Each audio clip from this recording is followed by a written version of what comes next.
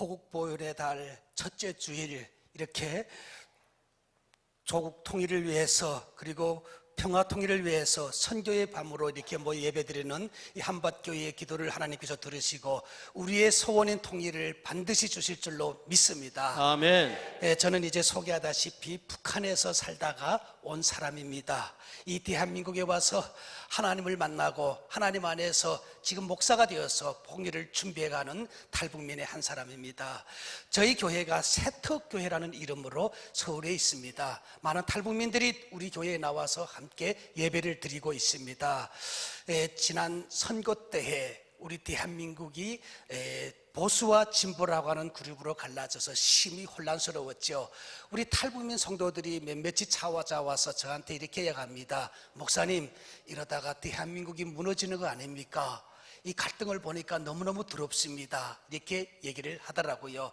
저는 우리 탈북민들에게 이렇게 얘기를 했습니다. 걱정하지 마세요. 대한민국은 사람들이 세운 나라가 아니라 하나님께서 세워주시고 하나님께서 보호해 주시는 나라입니다. 아멘. 우리가 하나님 안에서 기도하게 되면은 반드시 하나님께서 사람의 이 문제를 해결시켜 주시고 그리고 우리 민족을 하나로 통일시켜 줄 줄로 믿습니다. 아멘. 그들을 격려를 했습니다.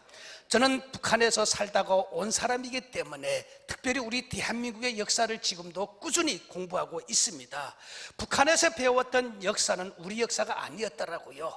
김일성, 김정일의 가족의 역사를 우리는 마치 우리 역사인 양 왜곡된 역사를 북한에서 배워왔더라고요. 그래서 저는 대한민국에서 대한민국의 국민으로 제가 살아간다면 당연히 우리 역사를 바로 알아야 되겠다 생각하고 지금도 하나님 안에서 우리 대한민국의 역사를 꾸준히 공부하고 있습니다.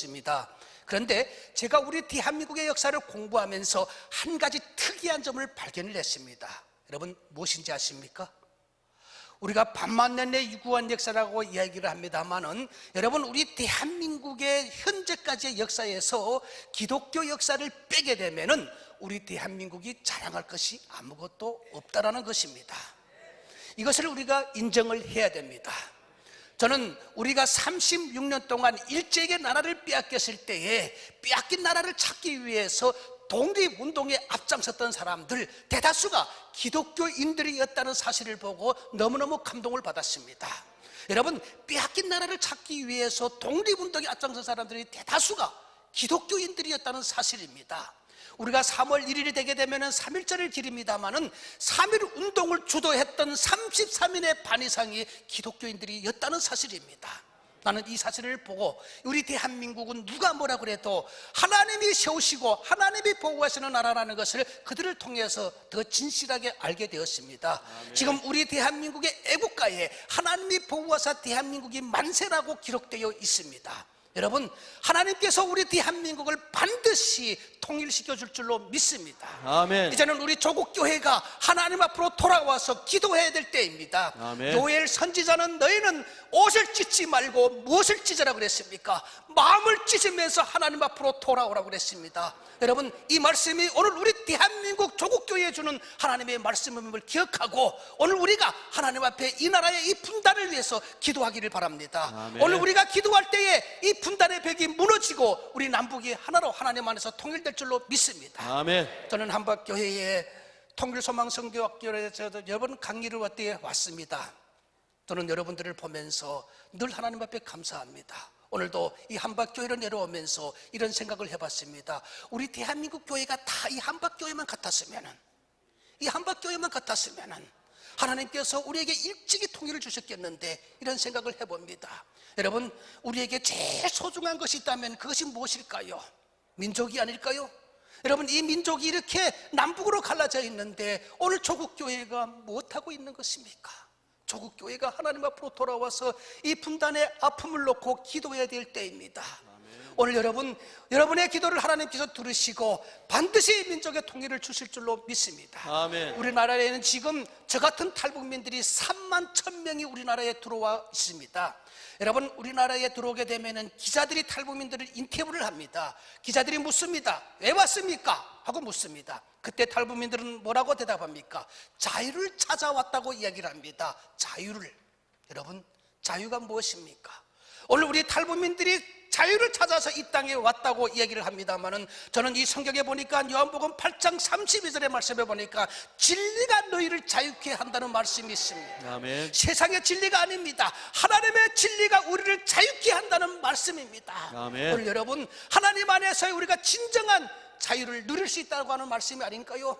오늘 대한민국이, 우리 조국교회가 하나님 앞에 이 말씀을 놓고 기도할 때에 이 땅의 자유가 우리에게 주어질 줄로 믿습니다. 아멘. 탈북민들은 여러분들을 보면서 희망을 가집니다. 또 우리 탈북민들은 한국교회를 바라보면서 하나님께서 통일을 주실 줄 믿고 그들도 여러분들 따라서 기도하게 됩니다.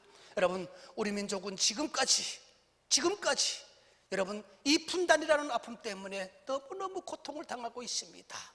너무 많은 고통을 당하고 있습니다. 독일 대사로 와 있는 대사가 이런 말을 했습니다. 우리나라가 남북이 통일되게 되면은 7대 경제 강국이 된다고 합니다. 그리고 우리 대한민국이 통일되게 되면은 세계를 리더하는 리더의 나라가 될 것이라고 그가 얘기를 했습니다. 여러분, 자부심을 가져야 됩니다. 이제도 늦지 않았습니다. 오늘 조국교회가 하나님 안에서 기도하게 되면은 하나님은 반드시 우리 민족을 통일시켜 줄 줄로 믿습니다. 아멘. 지금까지 통일이 안 된 이유가 뭐라고 생각합니까? 여러분, 오해하지 마세요. 저는 지금까지 꾸준히 기도합니다. 저는 고향이 북한이기 때문에, 내가 태어난 곳이기 때문에 이 땅에 와서 늘 그 땅을 위해서 기도합니다. 하나님, 이 대한민국은 이렇게 자유롭게 잘 살고 있는데 하나님, 저 북한 땅은 왜 저런 땅으로 지금 저 사람들이 굶어 죽는 세상으로 되어야 되는 것입니까? 하나님, 우리 대한민국이 누리는 이 진정한 자유를 저 북한 동포들도 누리게 해주십시오. 기도합니다. 여러분, 그런데 우리가 지금 분단의 아픔 속에서 우리가 지금 무엇을 해야 되는지, 조국교회가 무엇을 해야 되는지 이걸 바로 알고 기도하자는 것입니다. 자유라고 하는 것은 하나님 안에서의 자유라고 말씀을 합니다. 여러분, 우리가 저 북한 땅을 품고 기도할 때에 저 땅도 자유로운 땅이 될 수 있습니다. 많은 사람들이 정치만 잘하게 되면은 우리가 통일될 수 있다고 얘기를 합니다. 여러분, 정치적 문제가 아닙니다. 저는 이 땅에 와서 신앙생활을 하면서 하나님의 말씀을 보니까 그게 진리처럼 느껴지더라고요. 우리는 정치만 바로 하게 되면은, 그 정치로 인해서 우리가 통일될 줄로 생각합니다만은 정치가 아닙니다. 여러분, 영적 싸움입니다. 아멘. 지금 저 북한 땅에 38,000개라고 하는 김일성 동상이 세워져 있습니다. 북한 사람들이 그 김일성 동상에 우상 숭배하면서 살고 있습니다. 하나님이 제일 싫어하는 우상 숭배하기 때문에 저 북한 땅이 저렇게 가난한 땅으로 저렇게 살 수밖에 없다는 것입니다. 제가 너무도 존경하는 목사님이 계십니다. 그 목사님이 언젠가 저를 부르시더니 이렇게 말씀합니다. 강 목사, 당신은 북한에서 왔지만 아직도 북한을 모르는 것이 너무도 많아. 강 목사, 우리가 통일이 안 된 이유가 뭔지 알아? 우리가 북한을 진정으로 사랑하지 못했기 때문이야. 그리고 북한을 품지 못했기 때문이야. 당신은 북한에서 살다가 온 사람이기 때문에 이제 많은 곳을 다니게 되겠지만 그 가는 곳마다 북한을 비판하면 안 된다는 겁니다. 북한을 비판하지 말라고 얘기를 하더라고요. 그러면서 그 목사님이 하셨던 말씀입니다. 오늘 우리 기독교인들이 공산주의도 품으려고 하는 그런 마음을 가져야 된다는 것입니다. 공산주의를 미워하게 되면은 우리가 그 미움을 통해서 우리 분단이 더 오래 간다는 것입니다. 그래서 품을 수 있는 그 마음을 가져야 된다고 저에게 말씀을 하시더라고요. 저는 그 목사님을 너무너무 존경합니다. 그러나 그 말씀에는 순종할 수가 없었습니다. 여러분, 저는 공산주의를 때려잡자는 것이 아닙니다. 공산주의를 타도하자는 것이 아닙니다.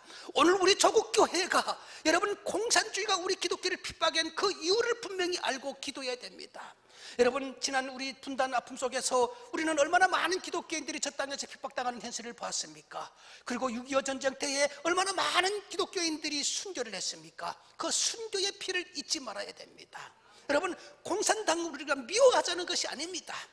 공산당이 기독교를 핍박하는 이유를 우리 한국교회가 분명히 알고 기도해야 됩니다. 그것이 바로 우리 조국교회의 기도 제목이 되어야 됩니다. 저는 유태인들의 교육을 보면서 너무너무 감동을 받습니다. 유태인들이, 여러분, 나치 독일 시대에 얼마나 많은 유태인들이 학살당했습니까? 그럼에도 불구하고 지금 유태인들은 자녀들에게 이렇게 교육한답니다. 다 용서해주자. 그런데 잊지는 말자. 이렇게 교육을 한다고 합니다. 우리 한국교회가 왜 이런 훌륭한 교육을 시키지 못하는 것입니까? 공산주의를 미워하고 공산주의를 타도하자는 것이 아닙니다. 여러분, 공산주의가 우리 기독교를 핍박한 이유를 분명히 알고 조국교회가 기도하게 되면은 조국교회가 여러분 하나님 앞에 얼마나 간절히 기도하겠습니까? 저는 북한에서 살다가 온 사람입니다. 제가 신학교에 갈 때에 저는 분명히 알고 신학교에 가고 싶었던 것이 있었습니다. 제가 이 예수를 믿고 이 성경책을 보니까 너무너무 좋은 것입니다. 너무너무 좋은 것입니다. 여러분, 우리가 애국이라는 말을 쉽게 합니다만은 애국이라는 것도 신앙 안에서 애국할 수 있는 것입니다. 그래서 지난 시기 나라가 어려울 때에 나라를 위해서 목숨 바친 사람들의 대다수가 기독교인들이었다는 사실입니다. 저부터 시작해서 우리나라에 온 탈북민들이 애국하기 위해서 이 나라를 온 사람들이 아닙니다. 그런데 이 나라에 와서, 대한민국에 와서 신앙 안에서, 신앙을 통해서 나라가 무엇이고 내가 나라를 위해서 무엇을 해야 되는가 하는 것을 이 말씀을 통해서 깨닫게 되는 것입니다. 나는 우리나라를 위해서 기도할 수 있는 그 힘이 바로 기독교인들의 신앙에서 나온다고 생각합니다. 아멘. 그래서 신앙이 애국하는 것입니다. 아멘. 저는 이 성경을 보니까 너무너무 좋더라고요. 나라의 해가 되는 것이 아니라 이 신앙이 나라를 더욱 하나님 안에서 튼튼히 서갈 수 있도록 우리가 기도하고 우리 믿음의 사람들이 이 나라를 위해서 더 헌신할 수 있다는 것입니다. 아멘. 제가 오늘 모 대학교에 강의를 갔습니다. 우리나라에서 최고대학이라고 하는 그 대학에 강의를 갔는데 그때 제가 그 강의를 가서 그 학생들에게 이렇게 이야기를 했습니다. 여러분, 저는 목사이기 때문에 하는 얘기가 아닙니다. 제가 이 대한민국에서 살다가 보니까 대한민국은 너무너무 축복받은 나라라는 것을 알게 되었습니다. 하나님이 보호하시고 하나님이 지켜주시는 대한민국에서 태어난 걸 감사하게 생각하세요. 아멘. 여러분, 이 대한민국에서 태어났다는 것이 복이 아닙니까? 여러분, 이 감사를 잊지 말아야 됩니다. 아멘. 나는 이렇게 소두를 떼고 강의를 했습니다. 그런데 강의가 끝나고 여러 학생들과 교수들이 저에게 따라오면서 하는 얘기였습니다. 목사님, 요즘 이렇게 대학교에 와서 종교적 강의를 하게 되면은 학생들이 별로 좋아하지 않습니다. 이렇게 얘기를 하더라고요. 저는 종교적 강의를 하자는 것이 아니었습니다. 목사이기 때문에 신앙을 강조하는 것이 아닙니다.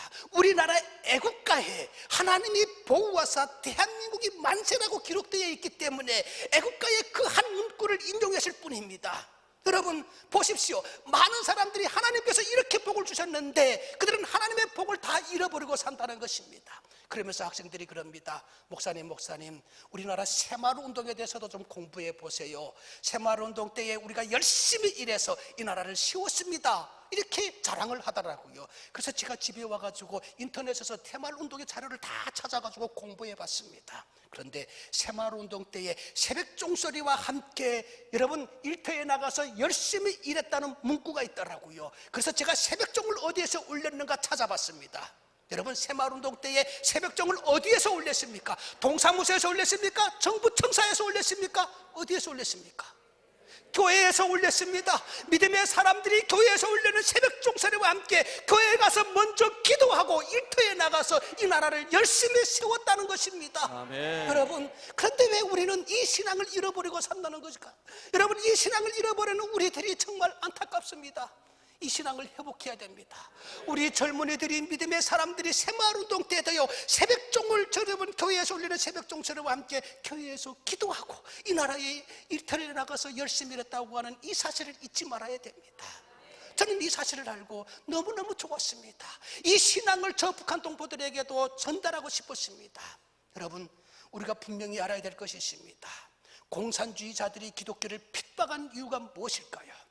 저는 많은 공산주의자들이 있었습니다만은 그 사람들까지는 다 생각하고 싶지 않습니다. 김일성, 모태동, 스탈린, 이 세 사람을 여러분 한 번이 집중적으로 공부를 해보세요. 저는 이 사람들을 분명히 알고 싶었습니다. 왜 이 사람들은 공산주의를 해야 된다고 하면서 기독교를 이렇게 핍박했을까? 그 이유를 제가 분명히 알고 싶었습니다. 그런데 제가 자습하면서 알게 된 것입니다. 김일성, 모태동, 스탈린은 신앙을 접했던 사람들이더라고요. 이 사람들은 신앙을 접한 사람들이고 하나님의 살아 역사하심을 분명히 아는 사람들이었습니다. 그런데 이들은 공산주의를 해야 된다고 하면서 제일 먼저 자기 동상을 세워놓고 자기를 숭배하게 했습니다. 지금도 러시아에 가게 되면 스탈린 동상이 있습니다. 지금도 중국에 가게 되면 모태동 동상이 있습니다. 북한은 더 말할 것도 없습니다. 북한 전역에 38척이라고 하는 김일성 동상이 세워져 있습니다. 여러분, 이들이 신앙을 너무너무 잘 아는 사람들입니다. 자기 동상을 세워놓고 자기를 숭배하게 되는데 지들은 기독교인들이 늘 걸림돌이었다는 것입니다. 우리의 십계명에서 하나님께서 하나님 외에는 다른 신을 섬기지 말라고 분명히 우리에게 말씀하고 있습니다. 여러분, 이 공산주의자들이 이걸 너무도 두려워했다는 것입니다. 그래서 자기를 숭배하도록 인도하기, 그 사람들을 거짓으로 하기 위해서 기독교를 핍박했다는 것입니다. 지금도 북한에 보십시오. 왜 이 성경책을 싫어하고 왜 기독교 복음을 싫어할까요? 북한에 복음이 들어가게 되면 북한 동포들이 하나님 안에서 깨어나게 될 것입니다. 그리고 그들은 제일 먼저 복음을 통해서 자기들이 하나님이 제일 싫어하는 우상 숭배를 해왔다는 것을 깨닫게 될 것입니다. 이게 저들은 두려운 것입니다. 이걸 두려워서 저들은 늘 우리 기독교를 핍박하는 것입니다. 오늘 조국교회가 이 사실을 먼저 알고 기도해야 됩니다. 하나님은 지금까지 통일을 안 주시는 것이 우리 조국교회가 이 분명한 사실을 깨닫고 하나님 안에 눈물을 흘리며 기도하지 않았기 때문에 통일을 주시지 않았는지 우리가 한번 회개하고 돌아보자는 것입니다. 지금 많은 탈북민들이 이 땅에 오고 있습니다. 여러분, 통일은 멀리 있는 것이 아닙니다. 통일은 이미 시작되었습니다. 오늘 우리가 한국교회가 이 사실을 알고 기도하게 되면 우리에게 더 하나님의 복, 통일이 찾아올 줄로 믿습니다. 아멘. 우리나라에 온 탈북민들이 왜 올까요? 저는 이런 생각을 해봅니다. 72년이 지났는데 왜 하나님께서 아직까지 통일을 주시지 않을까? 오늘 이 말씀해 보니까 이스라엘 민족은 70년 되는 해에 그들이 고향으로 돌아갈 수 있는 길을 열어주셨는데 이들이 얼마나 기뻤으면 꿈을 꾸는 것 같았다고 고백을 했을까요? 그런데 왜 우리에게는 하나님이 이런 통일을 허락해 주지 않을까 생각해 봤습니다. 오해하지 마세요. 여러분, 지금 우리 조국교회가 북한에 영향력을 끼치지 못하고 있다는 것입니다. 영향력을 끼치지 못하고 있습니다. 여러분, 독립운동가들이 목숨을 던져가면서 그들은 여러분 이 나라를 위해서 순교를 했습니다. 그들의 순교가 그냥 잘 먹고 잘 살기 위해서 순교를 했을까요? 아닙니다. 오늘 이 아름다운 교회가 이 조국 땅에 세워지게 된 것은 여러분 그들의 희생이 있었기 때문에, 그들의 순교가 있었기 때문에 오늘 우리가 신앙의 자유를 이렇게 누릴 수 있는 것이 아니었을까요? 여러분, 저는 우리 어디 가게 되면은 늘 한국교회에 이렇게 외칩니다. 여러분, 오늘 우리가 북한 선교 얘기를 하는데 여러분, 독립운동 같은 북한 선교가 우리 한국교회에서 일어나게 되면은 우리는 하나님 안에서 반드시 통일일 줄로 믿습니다. 아멘. 오늘 우리 여러분 한밭교회가 북한 선교에 여러분 독립운동 같은 북한 선교를 해야 됩니다. 그래야 저 북한 땅이 하나님 안에서 변화될 수가 있습니다. 지금까지 우리가 너무도 많은 아픔을 겪으면서 살아왔지 않습니까? 이제는 이 아픔으로 족해야 됩니다. 언제까지 분단으로 인해 가지고 이 나라가 계속적으로 고통당해야 되는 것입니까? 분단 70년대 때에 우리 서울에서는 많은 교회들이 통일 세미나를 했습니다. 저도 그 통일 세미나에 발제자로 참석하면서 제가 많은 전문가들하고 같이 토론을 했습니다. 그런데 우리나라 많은 전문가들이 독일 통일에 대해서 얘기를 하더라고요. 독일 통일이 우리 통일의 모델이라고 이야기하는 사람들이 꽤 많았습니다. 그래서 제가 우리 독일 통일에 대해서 제가 공부를 해봤습니다. 제가 독일 통일을 공부해 보니까 여러분, 독일과 우리는 차원이 다르더라고요. 독일은 체제 분단만 되었지 사람 분단은 되지 않았습니다. 우리는 지금 체제 분단과 함께 철저하게 사람 분단이 되었습니다. 여러분, 독일은 왜 일찍이 통일되었는지 아십니까? 우리가 똑같은 분단 상황이었는데 여러분, 그들은 늘 하나님 안에서 기도하면서 통일을 준비했습니다. 그 분단 속에서 서독이 동독에 끼친 영향력을 여러분 한번 찾아보십시오.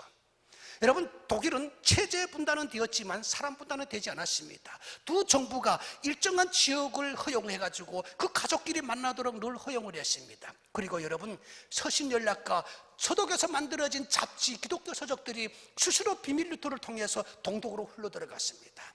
동독 사람들이 그 분단 속에서도요, 여러분 그들은 늘 서독의 잡지 그리고 서독의 기독교 서적들을 보면서 자랐다는 것입니다. 그리고 중요하게는 프라이카이프 운동이라고 여러분 들어봤습니까? 이 프라이카이프 운동이 어떤 운동인지 아십니까? 서독 정부가 돈을 지원해 주는데 서독 정부가 직접 동독을 지원해 주는 것이 아니라 그 돈을 지원해 주는 단체는 민간 단체들, 기독교 단체들이었습니다. 그들은 동독에 동독이 우리처럼 여러분 민간 차원에서 그리고 인도주의적으로 그들을 돈을 지원해 주면서 공짜로 지원해 주지 않았습니다. 그 분명한 대가를 가지고 왔는데 그 대가가 뭔지 아십니까? 당시에 동독에서 탄압당하던 정치범들과 기독교인들을 그 돈을 주고 사왔다는 것입니다. 동독 정부가 돈을 받고 그들을 서독으로 보내면서 늘 이런 걱정을 했다고 합니다. 그들을 데려다가 반체제 운동가들로 만드는 것이 아니냐 걱정했다는 겁니다. 그런데 서독은 그들을 데려다가 반체제 운동가들로 키운 것이 아니라 통일을 준비해서 그 사람들을 준비시켰다는 것입니다. 그리고 제일 중요하게는 여러분, 동독 그 공산 치하에 하나님의 진실한 교회가 있었다는 사실을 아십니까? 그 교회 이름이 뭐였습니까? 성디골라의 교회입니다. 여러분, 그 식루골라의 교회의 역사를 보니까 그 동독 치하에서 비밀 경찰들이 수시로 그 교회 안으로 들어와서 그들의 동향을 살피고 늘 그들은 교회 안에서 여러분 목사님의 설교를 체크하고 그리고 동향이 나쁜 사람들을 잡아다 고문하고 그런 일을 했음에도 불구하고 그 교회는 신앙에 확실히 살아있었다는 것입니다. 월요 기도 운동이 그 교회에서 일어났던 기도 운동입니다. 그 동독의 그 니콜라의 교회를 통해서 그들의 기도를 통해서 베를린 장벽이 무너졌다고 하는 여러분 역사적인 자료가 있습니다.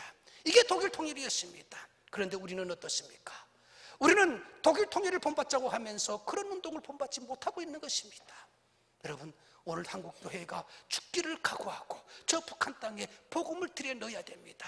우리나라에 지금 많은 탈북민들이 오고 있습니다. 그 탈북민들을 통해서 하나님이 하나하나 저 땅을 회복시켜가는 것을 보게 됩니다. 지금까지 우리는 정치적으로, 경제적으로, 문화적으로 그리고 특히 기독교인들마저도 저 북한 땅에 영향력을 행사하지 못했다는 것입니다. 이제는 조국교회가 저 북한 땅에 영향력을 행사해야 됩니다. 영향력을 행사해야지 저 땅이 변화될 수가 있습니다. 복음입니다. 복음이 들어가야 됩니다.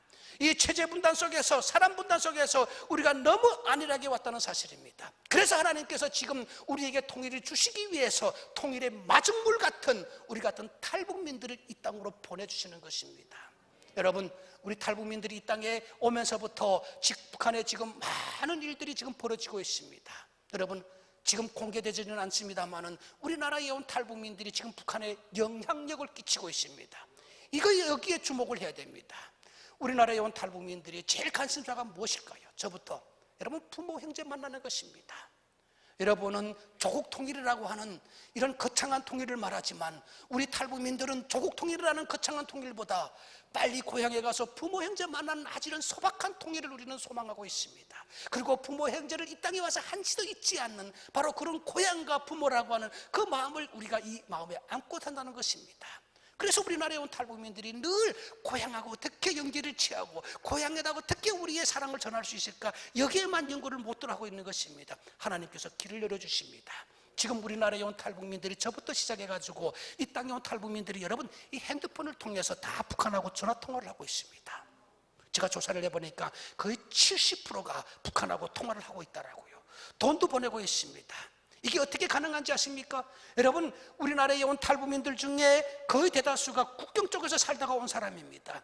근데 그 국경에는 중국에서 쓰는 핸드폰이 국경 쪽에 북한의 도시에 들어가게 되면은 그 핸드폰이 그대로 터집니다. 그 전파를 쓰기 때문에 여러분, 단동이라는 곳에 가게 되면은 그 앞에 북한의 도시가 신우주라고 하는 북한에서도 세 번째 큰 도시입니다. 그런데 단동에서 터지는 전화기가 신우주 시내 안에 들어가게 되면은 그대로 터집니다. 그 기지국을 그대로 접받기 때문에 이 전화기를 통해서 많은 북한 동포들이 북한하고 내통하고 있다는 것입니다. 저도 5년 전에 이 사실을 알고 저 중국에 가서 이 핸드폰을 6개를 구입해서 북한을 들여보냈습니다.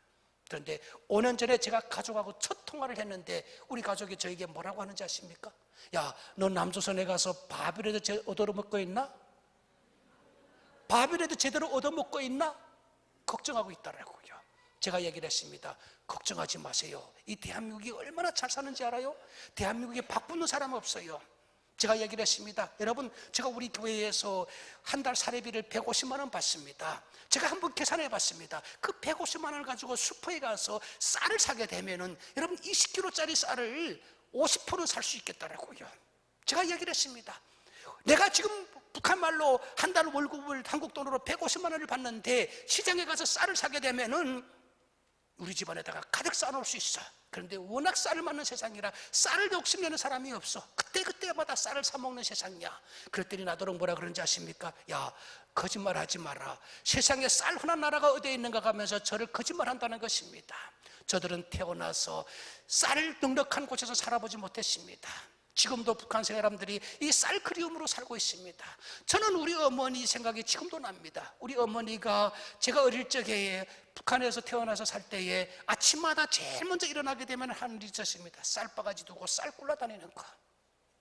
동네 가서 쌀 좀 꼬우게 되면은 그 쌀로 죽 써먹었던 생각이 아직도 납니다. 쌀 못 꼬우게 되면은 부엌에 쭈그리고 앉아서 울던 어머니 모습 지금도 생각납니다. 제가 있었을 때는 그래도만 좀 나을 때였습니다. 지금은 더 곤란합니다. 쌀이 없어서 풀뿌리 나무 껍질로 저들이 연연하고 있습니다. 이런 속에서 평생 살아왔던 저들이 쌀이 흔하다고 하니까 믿겠습니까? 거짓말이라고 생각하죠. 여러분, 그런데 우리 대한민국이 이렇게 복을 받았다는 것입니다. 내가 얘기를 했습니다. 내가 왜 당신들에게 거짓말 하겠느냐? 와보라! 얼마나 복을 받았는지 아나? 이 나라가 이렇게 복을 받은 나라야. 나는 그들에게 이 나라가 왜 복을 받았는가 하는 것을 분명히 알려주고 싶었습니다. 저는 저들에게 이야기했습니다. 이 나라가 왜 이렇게 잘 사는 나라가 되는지 알아? 여러분, 우리나라가 왜 이렇게 잘 살게 되었습니까? 여러분, 하나님께서 우리에게 복을 주셨습니다.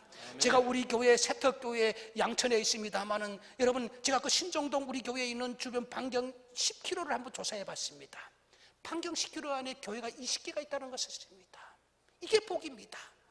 이게 대한민국이 복을 받은 사실입니다. 저는 그들에게 얘기했습니다.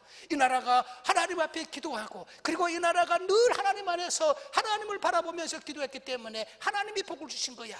하나님이 이 나라를 지켜주고 하나님이 이 나라가 복을 준 거야. 그랬더니 우리 가족이 뭐라 그런지 아십니까? 거짓말하지 마라. 너 남조선에 가더니 머리가 잘못됐구나.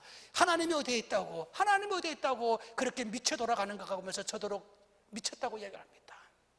그런데 첫 번의 통화를 통해서 미쳤다고 했던 사람들이 지금 통화를 하게 되면 뭐라고 그러는지 아십니까? 야, 네 말을 가만히 듣고 보니까 맞는 말 같다. 남조선은 그렇게 잘 사는데 우리는 왜 이렇게 가난하게 사는 거냐? 네 말처럼 우리가 하나님을 잘 섬기지 않아서 우리가 이렇게 저주받은 것 같다 하면서 자기들이 입에서 고백한다는 것입니다. 나는 그 말을 듣는 순간에 바로 이거구나, 맞구나. 하나님께서 우리 같은 탈북자들이 이 땅으로 보내주는 것은 이 땅에 와서 밥이나 얻어먹는 사람이 되는 것이 아니라 저 부모 형제에게 하나님이 살아 역사하심을 증거하라고 이 땅에 보내주셨구나 하는 것을 알게 되었습니다. 아멘. 여러분, 지금 탈북민들이 이 나라에 오는 것은 여러분 이 나라에 와서 하나님 안에서 준비되라고 보내주는 것입니다. 아멘. 저는 이번에 3월 달에 우리 북기청 회원들과 함께 저 중국 땅에 갔습니다. 중국 땅에 가보니까 아직도 중국에 남아있는 우리 탈북민들을 보면서 이 가슴에서 분노심을 치솟을 수가 없어요. 분노심을 인해서 여러분 참을 수가 없었습니다. 우리 탈북 여성들이 지금 북한에서 저 중국 땅에 팔려다니고 있습니다. 여러분, 북한 사람들이 중국에 팔려다닌다는 것이 중국 사람들이 총 들고 칼 들고 와서 북한 사람들을 납치해 가는 것이 아니라 북한이 워낙 신학상성이 어려워서 다 가족들이 굶어 죽게 되니까 저들이 지금 비참한 삶 속에서 살고 있는 그 현실에서 많은 곳에 부록고들이 생겨나는 것입니다. 부록고들이 곳곳에 세워놔가지고 그 가족들을 현혹시킵니다. 야, 너네 가족이 왜 이렇게 앉아 다 굶어 죽는 거냐? 너네 딸을 중국에 팔게 되면은 너네 가족 하나는 먹어 살릴 수 있는데 하면서 그 가족들을 현혹시켜가지고 그 탈북자 가족들을 몰래 중국에다 팔아먹습니다.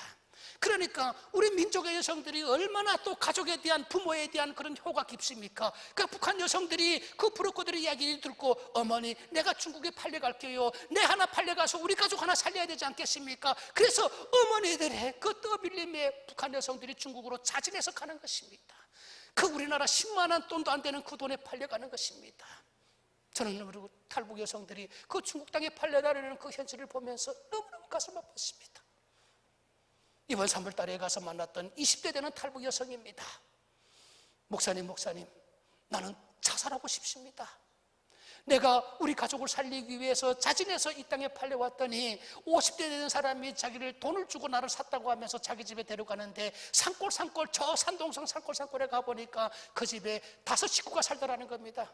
아들 4세 그리고 아버지, 그 집안에 어머니가 없고 그리고 아들만 넷이는 그 집에 간 것입니다. 나는 이 맏아들 50대 되는 20대 되는 우리 탈북 여성이 50대 되는 그 맏아들에게 시집 팔려왔으니까 나는 이 맏아들에게 팔려왔으니까 맏아들만 잘 섬기면 되겠지 하고 맏아들에게 잘하려고 했는데 밤에 되니까 맏아들은 물론이고 둘째 아들, 셋째 아들 그리고 넷째까지 그를 검탈하고 심지어는 그 아버지마저도 검탈하는 그 검탈에 못 이겨서 자기는 이렇게 살 바에 죽고 싶었다는 것입니다.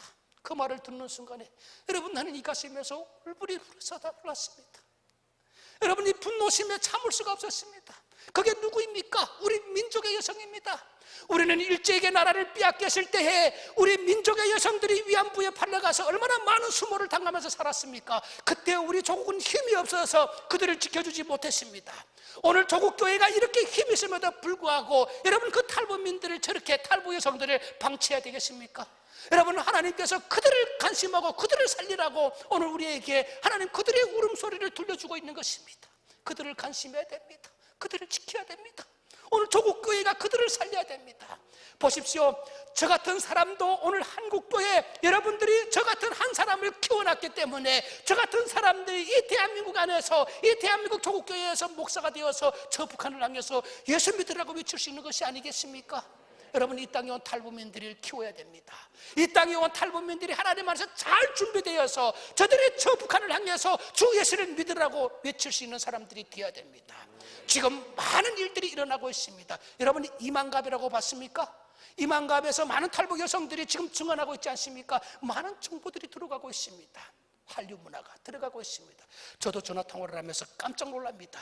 우리 가족하고 전화 통화를 해보면 엉뚱한 소리를 하는 겁니다. 형님 그 나라가 보니까 뭐 태양의 후예라는 영화가 있다고 하는데 그걸 좀 USB에다 담아보내면 안 되겠습니까? 이런 이야기를 하더라고요. 그래서 제가 물었습니다. 야, 그 영화를 어떻게 보는데?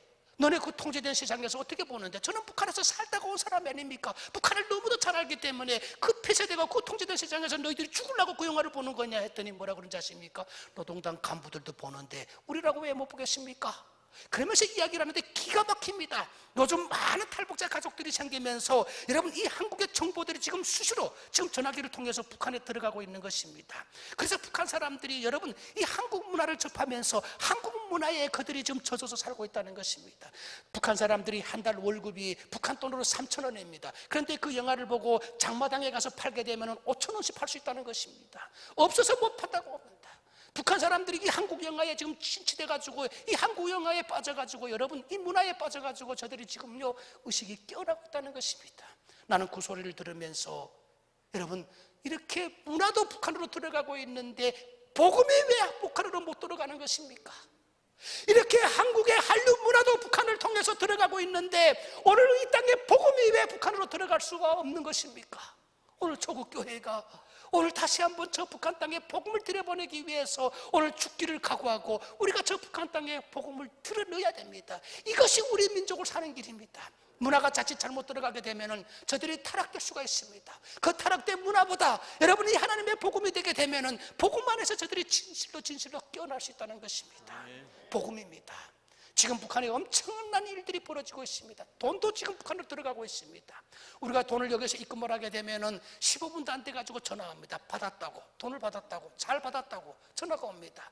북한에도 브로커가 있고 이 한국에도 브로커가 있습니다. 우리가 한국에 있는 브로커한테다가 100만 원을 지급하게 되면 입금하게 되면은 여러분 여기 있는 브로커가 바로 그쪽에다 전화해 줍니다. 그러면 저쪽에 브로커가 여기 돈이 바로 북한으로 흘러 들어가는 것이 아니라 전화를 받게 되면 그 브로커가 가지고 있는 중국 돈을 내주는 것입니다. 먼저 내줍니다. 그래서 70%를 줍니다. 30%를 떼고 70%를 그들에게 전달해 줍니다. 그러면 북한의 가족들이 그 돈으로 연애남에 살 수 있는 것입니다. 북한의 여러분 노동당 간부들이 지금 돈에 현혹되어 가지고 김정일 사상을 지금 저들이 벌이고 있다는 것입니다. 저들은 이렇게 이야기한다고 합니다. 김정은이 우리를 반복해 주느냐, 사상이 우리를 반복해 주느냐, 이제는 두 번 다시 우리는 속지 않는다. 그리고 두 번 다시 고난의 행군을 맞이해서 우리가 굶어 죽지 않는다. 이제는 내 살궁리 내가 한다. 이런 개념 속에서 저들이 살고 있다는 것입니다. 탈북자 가족들이 곳곳에 생기다 보니까 이 완장을 낀 사람들을 보위원들이 감시해야 되는 보위원들이 찾아와서 이렇게 제안을 한답니다. 야, 내 뒤를 확실하게 봐줄 테니까 남수선에 돈이 오게 되면 너하고 나하고 나눠 쓰자. 이렇게 제안을 한답니다. 그런데 탈북자 가족들도 이제는 호락호락하지 않습니다. 돈을 보내게 되면은 돈을 그들에게 바로 반을 나눠서 가져쓰면서 그들에게 장부를 다 만들어 놓는답니다. 어느 날 몇 시 어디에서 얼마를 줬다는 그 장부를 다 만들어 놓는다는 겁니다. 왜 만들까요? 살생부로 만들고 있다는 것입니다. 그리고 그 노동당 간부들을 집에 데려다가 여러분 식사 대접하면서 술 대접해가지고요 취하게 해가지고 그들의 말 실수를 유도한다는 겁니다. 지도원 동지, 남조선에 간 아들에 의하게 되면은 남조선은 그렇게 잘 산다는데 우리는 왜 이렇게 가난한 겁니까? 하면은 그 지도원이 이렇게 간답니다. 야, 우리가 왜 가난한지 알아? 저 김정은 때문이야. 정치를 모르는 어린 김정은 때문에 우리가 이렇게 가난하게 사는 거냐? 저 김정은이 죽어야 되는데 그러면은 그 말을 핸드폰에다 딱 녹음을 시킨답니다. 녹음을 시켜놓고 그 사람이 정신 차리게 되면 지도원 동지, 어젯밤에 이 한 말을 기억하세요. 이 말을 잊지 마세요. 나를 도와주겠다고 했는데 똑바로 도와주세요. 아니면 나는 이 말을 갖다가 노동당에다 갖다가 제공할 것입니다. 지금 이런 세상이 되어졌습니다. 여러분, 북한도 이제는 옛날처럼 호락호락하지 않습니다. 김정은이 얼마나 두렵겠습니까? 여러분, 김정은이 바보라고 자기 고모부 장성택을 처형하고, 그리고 자기의 여러분 배다른 형님이지만 그 김정남을 왜 죽였겠습니까? 그만큼 힘들다는 것입니다. 이제는 북한 사람들이 호락호락하지 않는다는 것입니다. 나는 이런 생각을 해봅니다. 지금 저 북한 사람들에게 진실로 여러분, 정말 저 북한 사람들이 필요한 것이 이 복음입니다. 복음이 들어가게 되면 북한 사람들이 하나님 안에서 변화가 될 것입니다. 아멘. 제가 예수 믿고 보니까 제가 하나님 안에서 내 근본이 바뀌고 변화될 수 있었던 것처럼 복음이 들어가게 되면 북한 사람들이 하나님 안에서 근본이 바뀔 수 있는 것입니다. 아멘. 우리는 지금까지 교류협력을 꾸준히 해왔습니다. 우리는 많은 정치인들이 교류협력을 꾸준히 하게 되면 통일이 빨리 온다고 이야기하는 사람들이 있습니다. 여러분, 교류협력이 중요한 것이 아닙니다. 이제는 북한 사람들의 근본을 바뀌어야 됩니다. 우리는 교류협력을 하면서 북한 사람들의 눈치나 보면서 지금까지 살아왔기 때문에 북한이 변화되지 않는 것입니다. 지금 북한 사람들에게 복음이 들어가게 되면 복음 안에서 저들이 근본이 바뀌게 되는 것입니다. 아멘. 근본이 바뀌어야 됩니다. 북한 사람들이 근본이 바뀌게 되면 제일 먼저 김정은 정권을 향해서 무엇을 외칠까요? 김정은 정권을 향해서 빵을 달라고 외칠까요? 아닙니다.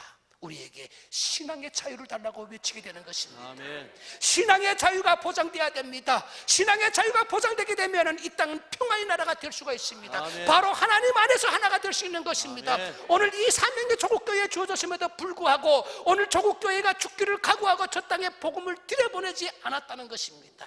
그게 문제라는 것입니다. 여러분, 이 한밭교회가 죽기를 각오하고 저 북한 땅에 복음을 들여놓을 수 있는 교회가 되기를 희망합니다. 아멘. 독립운동을 했던 것처럼 그런 북한 선교가 이 교회에서 일어나게 되면은 우리 민족은 하나님 안에서 하나가 될 것입니다. 아멘. 아무리 똑똑한 정치인이 나온다고 해도 이 나라를 절대로 그는 손볼 수가 없습니다. 그 사람이 한 사람의 힘으로 이 나라를 통일시킬 수가 없습니다. 오늘 여러분, 하나님 안에서입니다. 하나님 안에서 진정한 자유를 누릴 수 있는 것입니다. 아멘. 오늘 이 교회가 기도하기를 바랍니다. 아멘. 그것이 하나님 안에서 이루어지고 있습니다. 저 같은 사람도 여러분, 중국에 있을 때 예수 만나서 잘 훈련되어졌기 때문에 이 나라에 와서도 하나님 안에서 준비될 수 있는 것입니다. 저는 지금도 생각해 봅니다. 내가 이 좋은 대한민국에 와서 예수 믿는 사람이 아니었다면 지금의 내 모습이 어떤 모습이었을까? 이런 생각을 늘 해봅니다. 여러분, 우리나라에 온 3만 명의 탈북자들을 가만히 보게 되면 예수 잘 믿는 사람과 예수 믿지 않는 사람과의 사이는 확연히 드러나 있습니다. 예수 믿는 사람들은 여러분, 이 땅에 와서 어려운 환경이지만 늘 감사하며 삽니다. 불평하지 않습니다. 작은 것에도 감사합니다. 하나님 감사합니다. 이 땅에 보내주셔서 감사하고 이 땅에서 살게 해줘서 감사합니다. 늘 감사하며 삽니다. 그런데 예수 믿지 않는 사람들은 늘 불평합니다. 내가 어떻게 왔는데, 내가 누구인데 하면서 불평합니다. 이게 다른 차이점입니다. 여러분, 그래서 하나님 안에서 변화된 사람들이 많이 나와야 됩니다. 아멘. 여러분, 이 땅에서 변화된 사람들이 많이 나올 때에 이 땅에 희망이 있다는 것입니다. 아멘. 저는 중국에서 일찍이 탈북을 했습니다. 탈북을 해서 제가 시망에 있는 서탑교회라는 곳에 우연히 가게 됐습니다. 내가 그 목사님을 만난 그 만남을 가만히 생각해 보니까 하나님 안에서의 만남이 너무너무 중요하더라고요. 내가 가고 싶었던 가는 것이 아니었습니다. 어떤 집사님을 통해서 우연히 그 교회로 가게 됐습니다. 그 목사님께서 제가 탈북자라는 것을 알고 저에게 이 성경책을 선물로 주더라고요.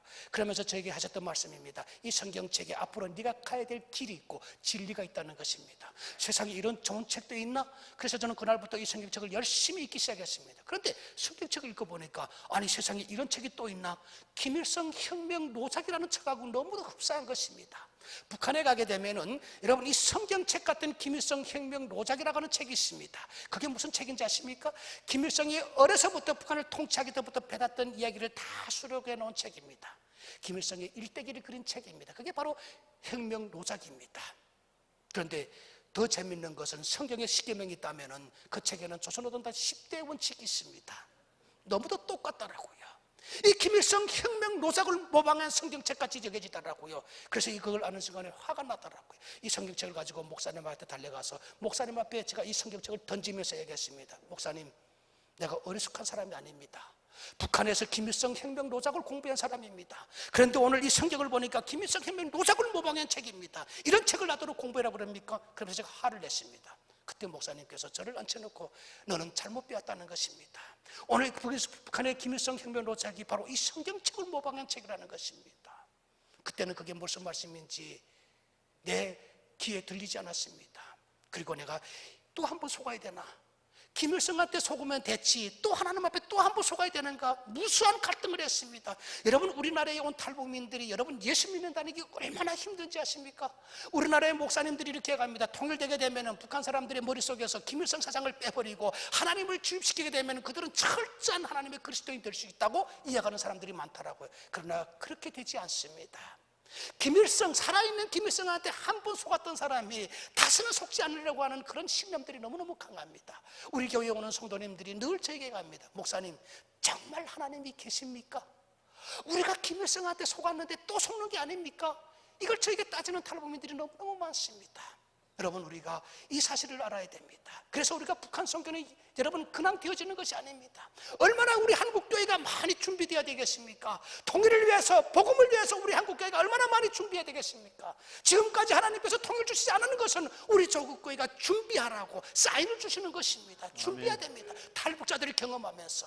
그래서 나는 이렇게 생각합니다. 우리나라에 온 탈북자들이 하나님 안에서 잘 세우고 이 탈북자들이 먼저 하나님 안에서 거듭나는 삶을 살아야 된다. 제가 그 교회에 갔을 때 그 목사님의 성경책을 보고 너무너무 화가 났습니다. 그러나 어쩔 수 없었습니다. 어디가 밥을 먹여주는 데 없으니까 그 목사님의 집에 울며 겨자 먹기로 그냥 있어야 되는 것입니다. 그런데 이 성경을 억지로 공부한다는 게 너무 싫었습니다. 그런데 어느 날 사건이 벌어졌습니다. 내가 그 목사님의 집에서 6개월째 생활했는데 누군가가 목사님 집에 북한 탈북자가 와 있다는 고발을 공안에다가 고발을 한 것입니다. 어느 날 갑자기 공안들이 들이닥쳤습니다. 근데 그날도 목사님과 함께 목사님 집에서 마주 앉아서 성경 공부하고 있는데 목사님께서 공안들이 들이닥쳤다는 이야기를 듣고 저더러 이 집안에 커튼이 쳐져 있는데 커튼 뒤에 가서 숨으라는 것입니다. 제가 숨자 공안들이 들이닥쳤습니다. 목사님을 협박합니다. 내놓으라는 겁니다. 다 알고 왔으니까 탈북자를 내놓으라는 겁니다. 안 내놓으면 이 교회와 목사님이 곤욕을 치를 줄 알라고 협박을 합니다. 그 당시만 해도 탈북자를 보호하다가 발각되게 되면은 목사님은 물론이고 그 교회에도 여러분 정말 고통을 당할 때였습니다. 그럼에도 불구하고 목사님은 저기 있습니다. 잡아가서 이러지 아니하고 나를 위해서 끝까지 그 공안들과 맞서는 것입니다. 북한 사람이 오기는 왔는데 밥 한 끼 얻어먹고 갔는데 내가 어떻게 간 탈북자를 내놓을 수 있느냐? 밥 한 끼 얻어먹어서 가는 사람을 우리가 어디서 찾는 것이냐? 그리고 밥 한 끼 먹여서 보냈는데 무가치가 되는 거 하면서 아이고 공안들에게 담대하게 싸우더라고요. 결국은 그 공안들이 다음에 오게 되면 신고하라고 뒤져보지도 않고 내가 거기 숨어 있었는데도 저를 뒤져보지도 않고 그들이 가는 것이었습니다. 저는 그 커튼 밑에서 그 목사님의 그 모습을 가만히 지켜보면서 의문이 생겼습니다. 저 목사님이 왜 저렇게 목숨 걸고 나를 지켜주는 거지? 혹시 이 집에 남자가 없으니까 이 교회에 일할 사람 없을까 나를 모습으로 두려고 하는 것이 아니냐? 이런 엉뚱한 생각도 해봤습니다. 그래서 저는 나와서 목사님에게 물었습니다. 목사님, 저는 목사님의 아들도 아니고 친척도 아닌데 어떻게 목사님은 나를 위해서 이렇게 희생하는 겁니까? 했더니 그때 목사님이 하셨던 말씀, 그 말씀이 아직도 내 이 마음을 울리고 있습니다. 내가 목사라서 내 생명 하나 지켜주지 못하게 되면 어떻게 하나님 앞에 감히 목사라고 말할 수 있겠느냐? 내가 목사로서 내 생명 하나 지켜주지 못하게 되면 어떻게 하나님 앞에 감히 목사라고 말할 수 있겠느냐? 성경에 하나님께서는 한 생명이 천하보다 귀하다고 했다. 내 생명을 그렇게 소중하게 여기시는 하나님, 나도 그 하나님의 말씀에 순종해서 너를 지켜주실 뿐이다. 그 말씀이 내가 그 자리에서 무릎을 꿇고 믿겠다고 고백했던 사실입니다. 여러분, 나는 이런 체험신학을 통해서 예수 믿게 되었습니다. 그래서 그 목사님을 통해서 많은 체험을 하게 되었습니다. 그 체험이 오늘 내가 이 한국 땅에 와서도 변함없이 하나님 안에서 신앙을 가지고 살 수 있게 했던 믿음이었다는 것입니다. 여러분, 저 연변에 가게 되면 연변해양대학교라고 있습니다. 그 목사님 집에서 더 이상 탈북자로 숨어 살 수가 없어가지고 그 목사님께서 저에게 일찍이 비전을 주셨습니다. 하나님께서 너를 밥이나 얻어먹으라고 빼낸 것이 아니다. 저 한국에 가서 신학교에 가서 더 열심히 공부해서 통일되는 그날을 위해서 준비하라고 너를 빼내주신 것이다. 그래서 그 북한 한국에 갈 수 있는 길을 열어야 된다. 그래서 그 목사님께서 저더러 연변에 있는 해양대학교에 가서 공부를 하라는 것입니다. 공부를 하게 되면 한국에 갔으면 길이 열릴 수 있다는 겁니다. 저는 탈북자이기 때문에 여권을 만들 수가 없었습니다. 목사님께서 가짜 신분증을 만들어져 가지고 그 가짜 신분증을 가지고 그 연변해양대학에 가서 공부하게 되면 해기사 자격증을 딸 수 있다는 겁니다. 해기사 자격증을 따게 되면 그 해기사 자격증이 바로 한국으로 올 수 있는 여권 대용이 되는 것입니다. 그래서 그 목사님께서 그 해양대학교를 보냈습니다. 나는 해양대학교에 가보니까 학교 가면 그냥 학교 붙는 줄 알았습니다. 가보니까 1000여 명의 학생들이 몰려왔더라고요. 50명을 뽑는 그 학교에 1000여 명의 학생들이 거기에 입학하겠다고 왔습니다. 그 학생들을 보는 순간에 겁이 들컥 나더라고요. 내가 어떻게 이 학생들하고 경쟁해서 이길 수 있나? 겁이 나더라고요. 그런데 내 귀에 쨍쨍이 울리는 것은 목사님께서 늘 이야기했던 말씀, 내가 하나님 앞에서 기도하게 되면 너의 신음소리도 들는 하나님이시다. 늘 기도를 멈추지 말고 기도해라. 그 기도를 들으시고 하나님이 응답하실 것이다. 그 말씀을 해주시는데 그 말씀이 그때 귀에 쨍쨍하더라고요. 그래서 저는 희망을 가지고 신심 있게 그 시험장으로 들어갔습니다. 시험장에 들어가니까 오늘 예배실처럼 이 대강단인데 거기다 책상을 놓고 1000여 명의 학생들이 들어와가지고 빼빼하게 앉아가지고 시험을 봅니다. 시험을 봅니다. 그런데 시험을 보는데 시험지를 딱 마주 앉고 보는 순간에 눈앞이 캄캄하더라고요. 중국어 어머니인데 한 글자도 모를 때였습니다. 한 글자도 저는 중국 글자 모를 때였습니다. 그 시험지를 보는 순간에 눈앞이 캄캄해지더라고요. 세상에 어찌 이런 일이. 그런데 기도가 절로 나오더라고요. 너의 미시한 소리까지 들는 하나님이시라는 그 말씀이 귀에 쟁쟁이 울리더라고요. 그래서 저는 희망을 가지고 그 시험지를 앞에 놓고 머리 숙이고 기도했습니다. 하나님, 이 대학에 입학시켜 주십시오. 내 운명이 이 학교에 달렸습니다. 나는 분명히 한국에 가서 더 열심히 공부해서 하나님의 자녀로 거듭난 삶을 살고 싶습니다. 하나님, 이 학교에 입학시켜 주십시오. 그런데 기도하고 있는데 이게 무슨 일입니까? 그 시험을 감독하시던 분이 저희 뒤에 와서 정을 등을 때립니다. 놀라서 눈을 들어보니까 그 시험 감독하시는 그 선생님이 30여 명의 감독관들이 들어왔는데 그중 한 명이 저희 등을 때리는 것입니다. 놀라서 딱 쳐다보니까 그분이 앞에 있는 시험줄이 이 휴지를 줄때서 저렇게 뭉개지더니 제 얼굴에 딱 던지면서 하는 말, 당장 이 시험장에서 나가라는 겁니다. 시험 보러 온 학생이, 다른 학생들은 열심히 시험 보는데 시험 보지 않고 앉아 졸고 있는 거는 겁니다. 내가 기도하고 있는데 그 교수님은 나를 조는 학생으로 보는 겁니다. 많은 학생들이 시험을 보다 나를 쳐다보는데 정말요, 창피스러워서 얼굴 들 수가 없었습니다. 가방을 들고 나가려고 하는데 생각해보니까 너무 억울하더라고요. 나는 기도를 했는데 어떻게 나를 자는 사람으로 평가할 수 있느냐. 그래서 그 교수님에게 말했습니다. 교수님, 나는 졸지 않았습니다. 나는 내가 믿는 하나님이 나를 지켜줄 것이라는 희망을 가지고 나를 이따가 보내신 목사님께서 기도하게 되면 하나님이 들어주신다고 하는 그 말씀에 순종해서 이제 기도하는 중이었습니다. 나는 졸지 않았습니다. 그런데 그 교수님이 눈이 커지더니 제 손을 딱 잡는 겁니다. 나오라는 겁니다. 그래서 같이 따라 나갔더니 그분이 사무실에 데리고 가더니 앉히시더니 지갑에서 명함을 하나 꺼내주시는 하는 말씀, 내가 한국에서 복음 없는 이 땅에 복음을 증거하기 위해서 온 선교사라는 것입니다. 선교사라는 것입니다. 복음 없는 이 땅에 복음을 증거하기 위해서 온 선교사라서 내가 믿는 사람이 기도하는 그 기도하는 모습을 보지 못해 너무너무 죄송하다고 오히려 저에게 사과를 하는 겁니다. 그러면서 그분이 하셨던 말씀입니다. 하나님 안에서 우리를 만나게 해주신 하나님이다. 하나님이 너의 기도를 들으시고 나를 통해서 이 학교에 입학시켜 줄 것이다. 걱정하지 말라는 겁니다. 나는 시험도 안 보고 그 학교에 입학했습니다. 여러분, 이게 바로 신앙의 간증입니다. 아멘. 신앙의 간증입니다. 감사합니다. 그 목사님이 저를 만나서 하는 얘기입니다. 그때 너하고 나하고 하나님 안에서 만났기 때문에 내가 너를 간심하고 너를 도와줄 수 있었던 것이다. 내가 너를 하나님 안에서 만나지 않았더라면 네가 누구인지도 알고 싶지도 않고 그리고 너를 도와줄 이유도 없었다는 것입니다. 나는 그때 생각했습니다. 하나님 안에서 이게 복이구나. 바로 믿음이 나를 세워주고 믿음이 나를 지켜준다는 사실입니다. 아멘. 오늘 우리 조국교회가 하나님 안에서 기도하게 되면은 하나님 안에서 모든 것이 다 이루어질 줄로 믿습니다. 아멘. 여러분, 내일 일을 걱정하지 마세요. 아멘. 내일 일은 내일 걱정해야 됩니다. 오직 우리가 하나님의 우를 구하게 되면은 하나님의 우를 통해서 우리가 하나님의 축복을 받을 수 있다는 사실입니다. 아멘. 너희는 먼저 그의 나라와 그의 우를 구하라고 하는 아멘. 이 말씀을 기억해야 됩니다. 우리가 오늘 하나님의 우를 구하고 하나님 앞에 기도할 때에 하나님께서 모든 것을 다 채워주실 줄로 믿습니다. 아멘. 오늘 본문이 우리에게 무엇을 시사합니까? 여러분, 이스라엘 민족이 70년 동안 여러분 바벨론 포로로 잡혀가서 얼마나 고통을 많이 당했겠습니까?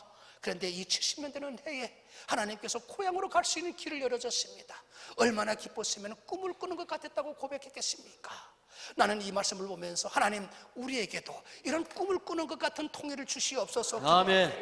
꿈을 꾸는 것 같은 통일이, 그런데 오늘 말씀해 보니까 그냥 이루어진 것이 아닙니다. 눈물 흘리며 씨를 뿌리는 자가 기쁨으로 거둔다고 했습니다. 아멘. 오늘 조국교회가 이 말씀을 기억하고 눈물 흘리며 기도할 때에 하나님께서 우리 민족의 통일을 주실 줄로 믿습니다. 아멘, 아멘. 여러분, 이 한밭교회가 희망입니다. 아멘. 이 한밭교회를 통해서 하나님께서 통일을 주실 줄로 믿습니다. 아멘. 이제 또 여러분, 이 학교에서 제3기 대전 통일선교학교가 열릴 것입니다. 통일선교학교에 많은 신청해 주십시오. 통일선교학교가 바로 통일을 여러분들에게 더 진실하게 깨닫게 할 것입니다. 아멘. 많은 전문가들이 와서 이 통일선교학교에 강의하지 않습니까? 저도 이 학교에 와서 강의를 했습니다. 오늘 이 짧은 시간에는 지금 북한에서 일어나고 있는 일들을 다 여러분들하고 나눌 수는 없지만, 여러분이 통일선교학교에 오게 되면 더 많은 북한의 정보를 알 수가 있습니다. 그리고 우리가 왜 기도해야 되는가 하는 것을 이 통일선교학교를 통해서 알 수 있는 것입니다. 이제는 전략입니다. 우리 복음도 전략입니다.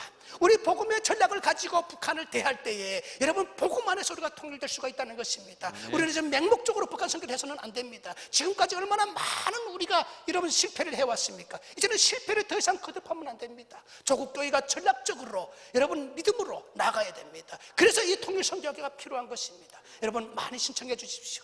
이제 3기 통일선교학교를 통해서 여러분, 하나님께서 여러분의 기도를 통해서 움직여 주실 줄로 믿습니다. 아멘. 저는 사도행전 1장 8절의 말씀해 보니까 오직 성령이 너희에게 임하게 되면 너희가 권능을 받고 예루살렘과 온 유대와 사마리아와 땅끝까지 이르러 내 증인이 되라고 하는 말씀이 있습니다.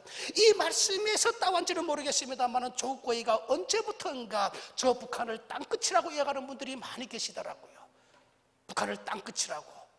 여러분, 그런데 나는 이 말씀을 보는 순간에 북한이 땅끝으로 생각되지 않습니다. 이 말씀에 보니까 너희가 하나님의 성령이 너희에게 임하게 되면 너희가 권능을 받고 예루살렘과 온 유대와 사마리아와 땅끝까지 이르러 증인이 된다 그랬습니다. 왜 예루살렘을 제일 앞에 놨을까요? 예루살렘이 회복이 아닐까요? 여러분, 우리 조국교회가 평양을 동방의 예루살렘이라고 이야기를 합니다. 여러분, 저 예루살렘이 먼저 회복돼야 됩니다. 땅끝이 아닙니다. 나는 우리 조국교회가 저 북한을 땅끝으로 보는 것이, 이것이 문제라고 생각합니다. 땅끝이 아닙니다. 예루살렘입니다. 동방의 예루살렘. 우리 기독교 역사를 보니까 우리나라의 선교사님들이 우리나라에 왔을 때에 여러분, 제일 먼저 어디다 교회를 세웠습니까? 평양에다 세웠습니다. 여러분, 그 교회가 회복돼야 됩니다. 여러분, 평양 대부흥운동 같은 그런 부흥운동이 이 땅에서 다시 일어나야 됩니다. 아멘. 그게 우리에게 희망입니다. 보십시오. 지금 저 북한 땅에 그였었던 교회들이 다 무너지고 거기에 김일성 동상이 세워져 있습니다. 여러분, 우리 남북 간의 문제는 정치적 문제가 아니라 영적 싸움입니다. 아멘. 우상과의 싸움입니다. 아멘. 여러분, 조국교회가 기도하게 되면은 그 우상이 무너질 줄로 믿습니다. 아멘. 그 우상이 무너지고 거기에 교회가 회복될 줄로 믿습니다. 아멘. 나는 이 한밭교회가 여러분 대안이라고 생각합니다. 아멘. 여러분이 기도해 주십시오. 우리 대한민국에 여러분, 이 한밭교회 같은 교회들이 여러 곳에, 서울에도 여러 곳에 이런 교회가 세워지게 되면 하나님께서 반드시 통일을 주실 줄로 믿습니다. 아멘. 오늘 여러분, 이 통일선교, 여러분, 이 통일선교의 밤, 이 밤에 우리는 하나님 앞에 간절히 기도하기를 소망합니다. 여러분의 이 예배를 통해서, 이 기도를 통해서 하나님께서 우리 민족의 소원인 통일을 반드시 주실 줄로 믿습니다. 아멘. 기도하겠습니다. 하나님 아버지, 감사합니다. 이 민족의 분단을 긍휼히 여겨 주시옵소서. 저 북한 땅에 지금도 우리 동포들이 하나님을 모르고 죽어가고 있습니다. 하나님, 복음이 이 나라를 살리는 줄로 믿습니다. 아멘. 우리가 복음을 통해서 이 민족이 하나가 되게 하여 주시옵소서. 아멘. 하나님, 이 대전에는 한밭교회가 있습니다. 한밭교회를 기억해 주시고 한밭교회 북한 성교를 통해서 이 나라의 민족 복음화가 이루어지게 하여 주시옵소서. 아멘, 아멘. 독립운동 같은 북한 성교가 이 땅에서 일어나게 하여 주시옵소서. 아멘. 하나님, 죽기를 각오하고 저 북한 땅에 복음을 들여내보내줄 때에 복음을 통해서 우리 민족이 하나가 될 줄로 믿습니다. 아멘. 오늘 이 밤 우리의 기도를 들어주시고 우리의 기도를 통해서 이 땅이 하나가 되는 역사가 일어나게 하여 주시옵소서. 아멘, 아멘. 예수님의 이름으로 기도드렸습니다. 아멘.